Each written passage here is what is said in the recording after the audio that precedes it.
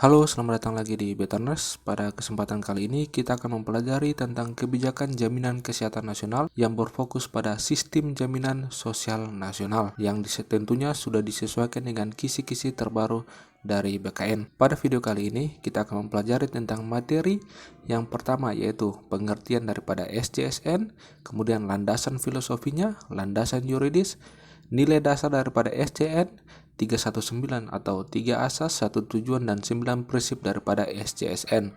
Kemudian kita akan mempelajari tentang program yang ada pada SJSN. Yang pertama, ada transformasi daripada ASKES, transformasi jam sostek, organ BPJS, Dewan Pengawas, 7 tugas BPJS, 8 wewenang BPJS, 2 hak BPJS, 11 kewajiban daripada BPJS, dan 20 tahun dari SJSN. Termasuk juga kita akan mempelajari tentang BPJS Kesehatan dan BPJS Ketenagakerjaan. Terkait materi BPJS Kesehatan dan BPJS Ketenagakerjaan, kita akan membahas pada 2 video yang akan datang. Langsung saja kita masuk pada materi yang pertama, yaitu tentang pengertian dari SJSN. Sistem Jaminan Sosial Nasional atau SJSN adalah suatu tata cara penyelenggaraan program jaminan sosial oleh beberapa badan penyelenggara jaminan sosial atau BPJS ya, yaitu ada BPJS Kesehatan dan BPJS Ketenagakerjaan. Landasan filosofi daripada SJSN. Yang pertama, hak konstitusional yang terkandung dalam Undang-Undang 1945 pasal 28H ayatnya yang ketiga. Berikut ada wujud tanggung jawab negara yang terkandung dalam Undang-Undang 1945 pasal 34 ayatnya yang kedua. Kemudian setiap orang berkembang secara utuh yang terkandung dalam Undang-Undang 1945 pasal 28H ayatnya yang ketiga juga. Kemudian ada asas kemanusiaan dan martabat manusia yang terkandung dalam Undang-Undang Nomor 40 Tahun 2004 pasal yang kedua.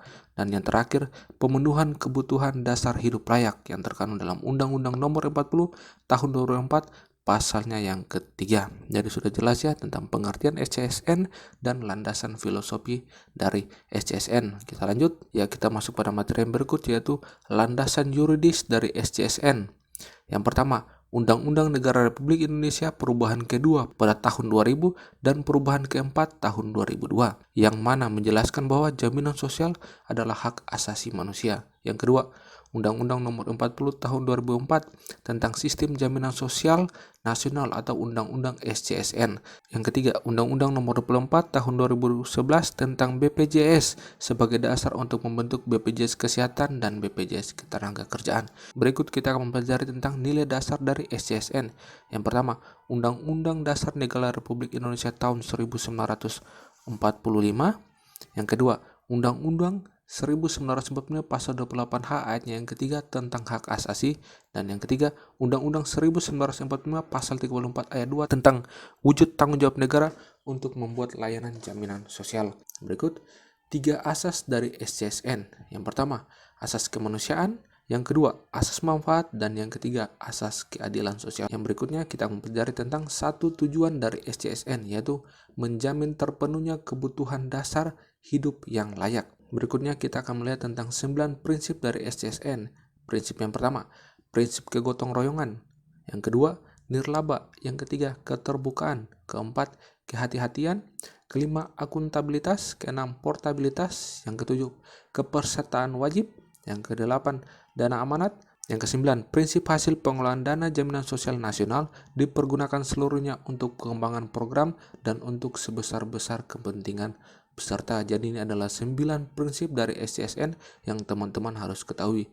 Langsung kita masuk pada yang berikut tentang transformasi ASKES dan jam sostek. Dengan telah disahkan dan diundangkannya Undang-Undang Nomor 24 Tahun 2011 tentang Badan Penyelenggara Jaminan Sosial atau Undang-Undang BPJS pada tanggal 25 November 2011, maka PT ASKES Persero dan PT Persero Jam Sostek ditransformasi menjadi BPJS Kesehatan dan BPJS Ketenagakerjaan. Kemudian, Undang-Undang BPJS menentukan bahwa PT ASKES Persero dinyatakan bubar tanpa likuidasi pada saat mulai beroperasinya BPJS Kesehatan pada tanggal 1 Januari 2014.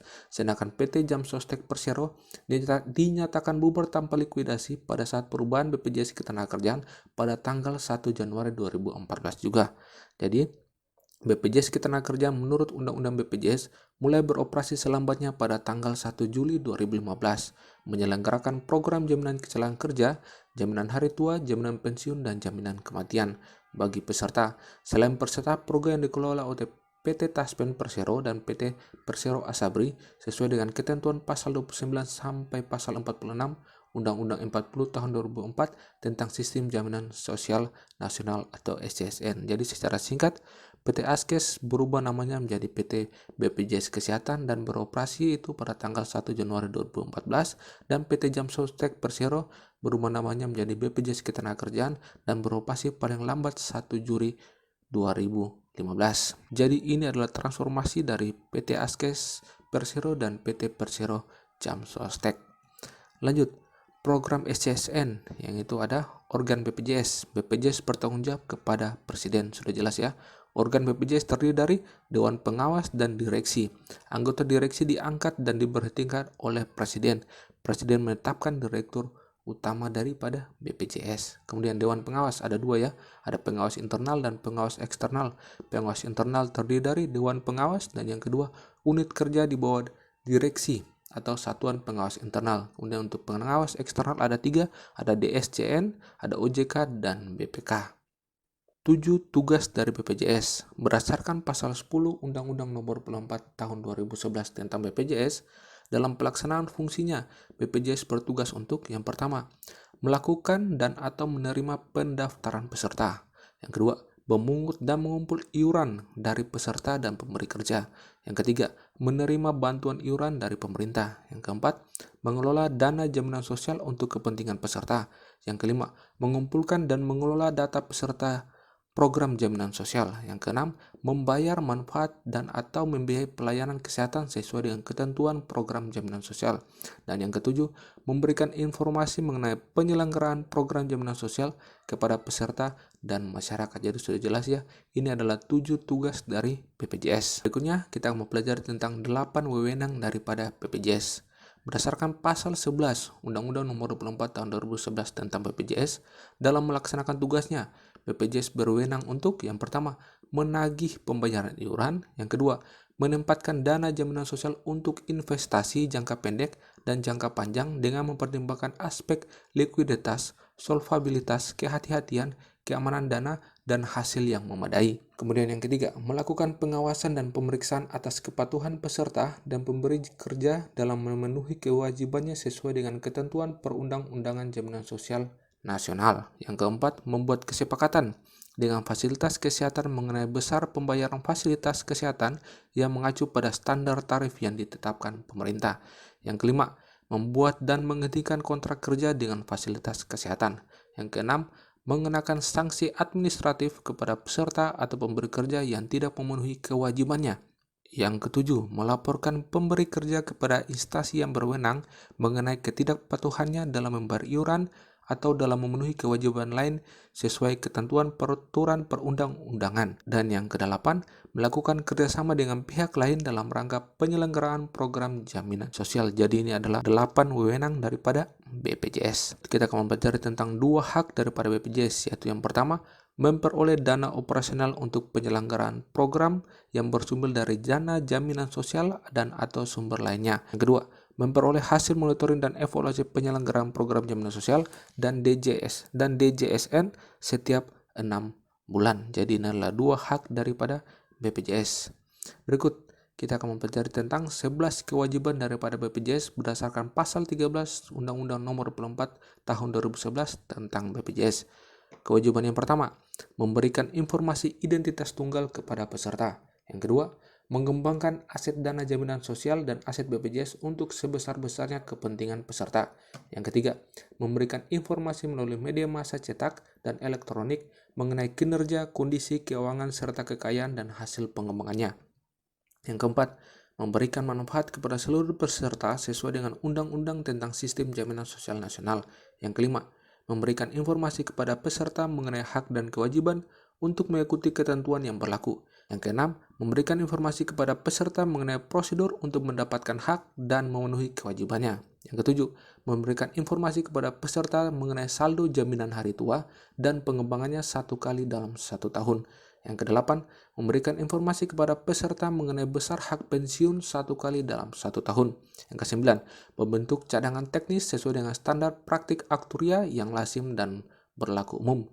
Yang kesepuluh, melakukan pembukuan sesuai dengan standar akuntansi yang berlaku dalam penyelenggara jaminan sosial. Dan yang ke-11, melaporkan pelaksanaan setiap program termasuk kondisi keuangan secara berkala 6 bulan sekali kepada Presiden dengan tebusan kepada DJSN. Jadi ini adalah 11 kewajiban dari BPJS yang harus teman-teman ketahui.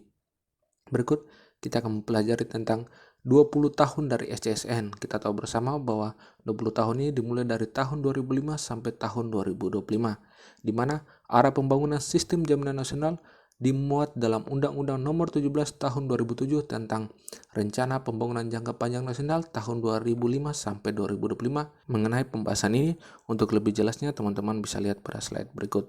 Ya, jadi RPJMN yang pertama dari tahun 2005 sampai tahun 2009 itu berfokus pada peningkatan akses terhadap pelayanan kesehatan. Kemudian RPJMN yang kedua dari tahun 2010 sampai tahun 2014 lebih berfokus pada berkembangnya lembaga jaminan sosial. Dan yang ketiga, RPJMN yang ketiga yaitu dari tahun 2015 sampai 2019 lebih berfokus kepada terwujudnya lembaga jaminan sosial. Dan yang keempat, RPJMN yang keempat dari tahun 2020 sampai tahun 2025 berfokus kepada jangkauan jaminan sosial yang menyeluruh. Kemudian pada RPJM yang pertama ini didahului dengan ada penerbitan Undang-Undang Nomor 40 Tahun 2004 tentang SJSN yang mengatakan bahwa setiap orang berhak atas jaminan sosial untuk dapat memenuhi kebutuhan dasar hidup yang layak dan meningkatkan martabatnya menuju terwujudnya masyarakat Indonesia yang sejahtera, adil, dan makmur. Bahwa untuk memberikan jaminan sosial yang menyeluruh, negara mengembangkan sistem jaminan sosial nasional bagi seluruh rakyat Indonesia. Jadi ini adalah dasar sampai harus dibentuknya BPJS Kesehatan dan BPJS Ketenagakerjaan. 2011 dikeluarkannya Undang-Undang Nomor 24 Tahun 2011 tentang BPJS, yang mana bahwa sistem jaminan sosial nasional merupakan program negara yang bertujuan memberikan kepastian perlindungan dan kesejahteraan sosial bagi seluruh rakyat. Kemudian perkembangan yang ketiga yaitu pada RPJM ketiga dibuktikan dengan diterbitkan atau beroperasinya BPJS Kesehatan pada tanggal 1 Januari 2014 dan BPJS Ketenagakerjaan beroperasi paling lambat sampai 1 Juli 2015. Jadi ini adalah perkembangan daripada SJSN berdasarkan RPJMN dari tahun 2005 sampai tahun 2025 nanti. Ya, demikianlah pembahasan kita pada video kali ini. Apabila teman-teman suka dengan pembahasan ini, teman-teman bisa like, dan apabila teman-teman tidak suka, teman-teman bisa dislike. Kemudian apabila teman-teman merasa materi ini cocok, teman-teman bisa subscribe untuk menunggu materi-materi selanjutnya dari saya.